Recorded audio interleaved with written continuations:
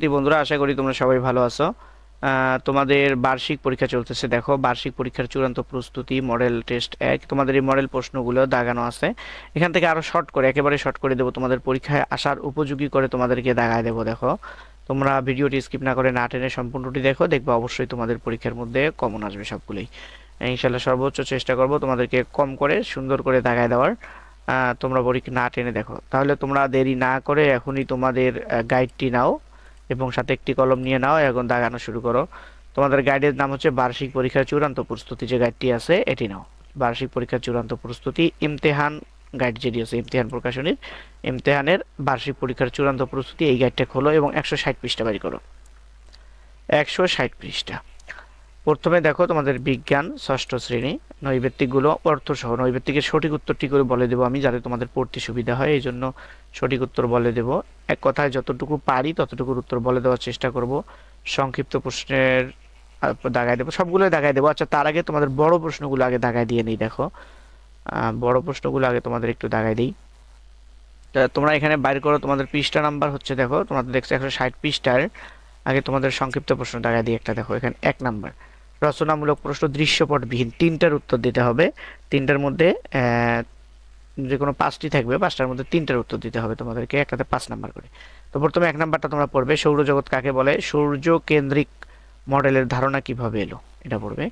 তারপরে তোমাদের পৃষ্ঠা নাম্বার হচ্ছে 161, 161 নাম্বার পৃষ্ঠা বাড়ি করো এবং এখান থেকে তোমাদের 3 নাম্বার এটা পড়বে, 4 নাম্বার এটাও পড়বে। ধাতু ও অধাতুর পার্থক্য লেখো। যদি একটি আম গাছের গুড়ির আয়তন 2500 ঘন সেন্টিমিটার এবং ভর 1500 গ্রাম হয়, তাহলে আম গাছের কাঠের ঘনত্ব কত হবে। ধাতু ও অধাতুর পার্থক্য লেখো, এই দুইটা পড়বে।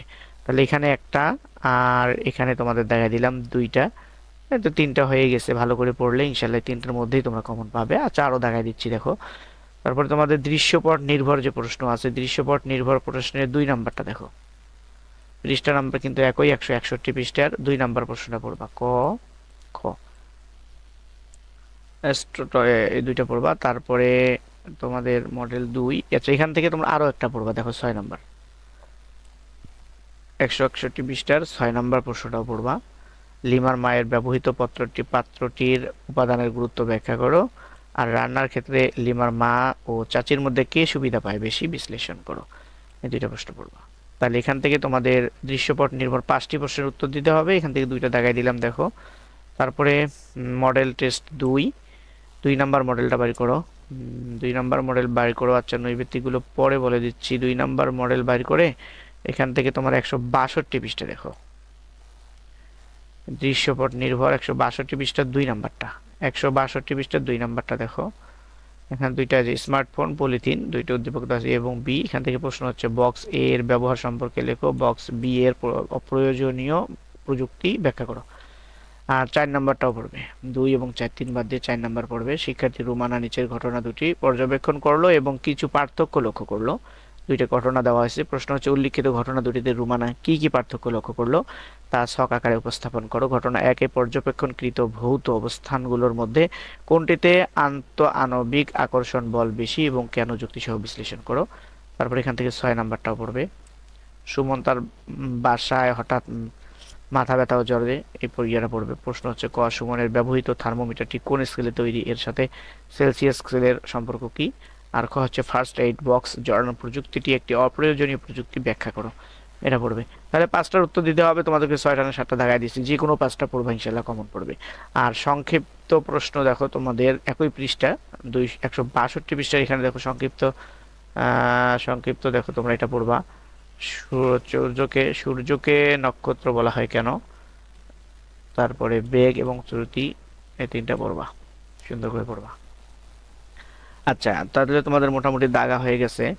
আচ্ছা, তোমাদের নৈবেত্তিকগুলো যেহেতু উত্তর সহ বলে দিতে চাইছি, নৈবেত্তিকগুলো একটু দেখো তোমরা, উত্তর সহ তোমাদেরকে বলে দেবো। বিজ্ঞান তোমাদের ষষ্ঠ শ্রেণীর বিজ্ঞানের নৈবেত্তিকগুলোর উত্তর সহ তোমাদেরকে বলে দিচ্ছি, তোমাদের পড়তে যেন সুবিধা হয়, কাগজ কলম নাও এবং দাগায় নাও অথবা তোমরা দ্রুত। 1 নাম্বার, ভরের আন্তর্জাতিক একক কি। আচ্ছা, আমি শুধু সঠিক উত্তরটি করে বলে দেবো। একের হচ্ছে গ, কিলোগ্রাম, কেজি, কিলোগ্রাম। আচ্ছা, 2 নাম্বার, 2 নাম্বার হচ্ছে পাতার কোন উপাদানটি খাদ্য তৈরিতে ব্যবহৃত হয়। এটা হবে ক। তারপরে দেখো 2 নম্বরের ক। 3 নাম্বার হচ্ছে কোনটি বিদ্যুৎ অপরিবাহী পদার্থ? 3 নম্বরে হবে গ, ফসফরাস। 4 নাম্বার কোন ধাতুটি কক্ষ তাপমাত্রায় তরল থাকে? 4 নম্বরের সঠিক উত্তর গ, পারদ। 5 নাম্বার দেখো পৃথিবীতে তোমার ভর 50 কেজি হলে চাঁদে তোমার ভর কত কেজি হবে?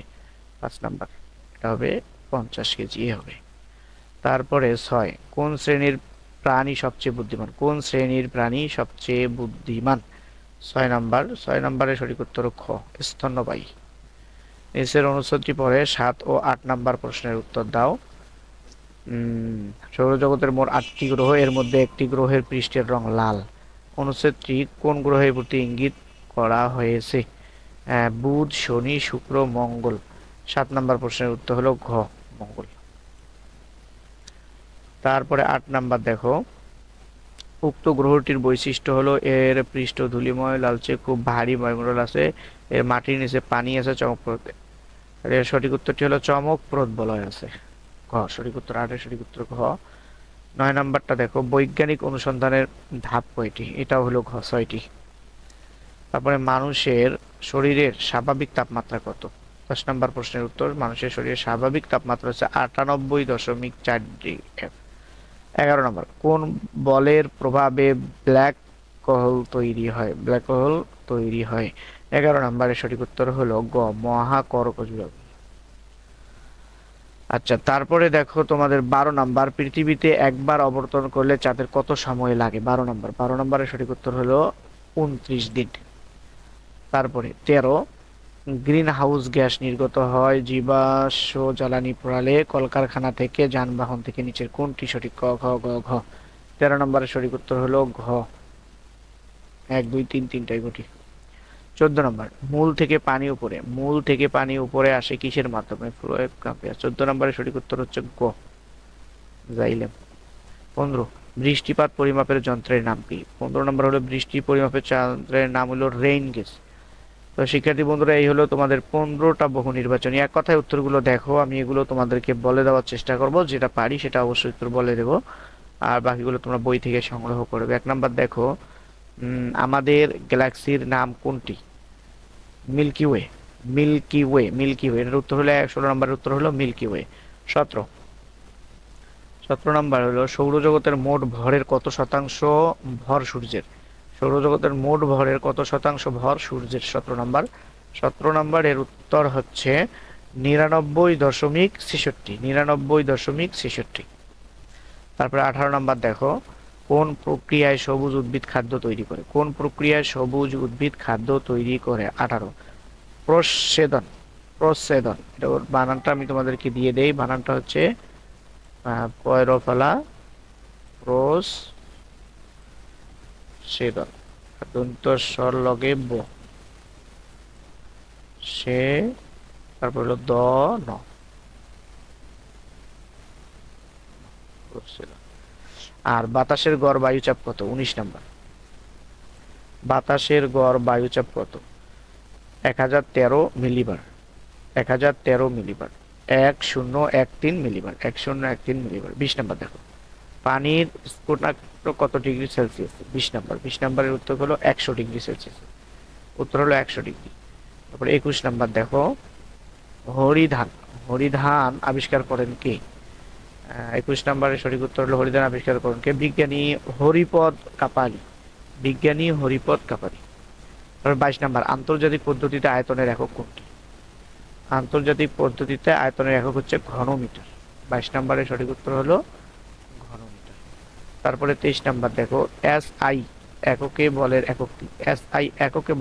এককটি। 23 নম্বরে হলো নিউটন।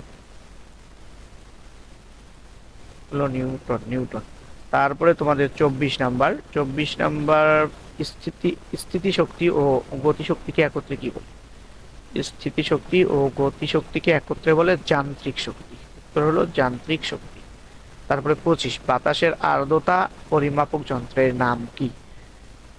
ব্যারোমিটার। উত্তর হচ্ছে ব্যারোমিটার। তো এই সবগুলো তোমাদের মোটামুটি বহু নির্বাচনী, এখানে বেশ কিছু উত্তর আমি বলে দিলাম, দেখো সবগুলো প্রায় 20টার। তারপরে তোমাদের গ রচনামূলক অংশ 75, এখানে 10টার উত্তর থাকবে, আগে কয়েকটা দাগাই দিছি। এখানে যে 10টা আছে এই 10টাই তোমরা পড়বে। বিজ্ঞানের গুরুত্বপূর্ণ পদ্ধতি পরীক্ষা কেন, ধাতু বিদ্যুৎ পরিবহন করে কেন ব্যাখ্যা করো, পর্যাবৃত্ত গতির বৈশিষ্ট্য লেখো, প্রেসার কুকারে রান্না করা সহজ কেন, বেগ এবং দ্রুতি এক হয় কেন, সপ্তর্ষিমণ্ডল বলতে কি বোঝো, শুক্রকে নিত্যগ্রহ গ্রহ বলা হয় কেন, তারপরে 8 হচ্ছে গ্রহকে নক্ষত্র বলা যায় না কেন, 9 হচ্ছে সরল পাতা কাকে বলে, 10 হচ্ছে পদার্থের দুটি বৈশিষ্ট্য লেখো। পদার্থের দুটি বৈশিষ্ট্য। সেক্ষেত্রে বন্ধুরা এই যে তোমাদেরকে যেগুলো দাগাই দিলাম এগুলো তোমরা ভালো করে পড়ো, ইনশাল্লাহ আশা করি তোমরা সবগুলো কমন পাবে একবারে, ইনশাল্লাহ আশা করি 99% বা 100% তোমার কমন পাওয়ার সম্ভাবনা আছে। তোমরা অবহেলা না করে যেগুলো দাগাই দিচ্ছে খুব ভালো করে চ্যানেলটি এখনো সাবস্ক্রাইব না করলে অনুগ্রহ করে চ্যানেল সাবস্ক্রাইব করো। তোমার যদি আমাদের এই ভিডিওটি উপকার হয়ে থাকে অবশ্যই তোমাদের কাছে দাবি থাকবে তোমরা চ্যানেলটি অবশ্যই সাবস্ক্রাইব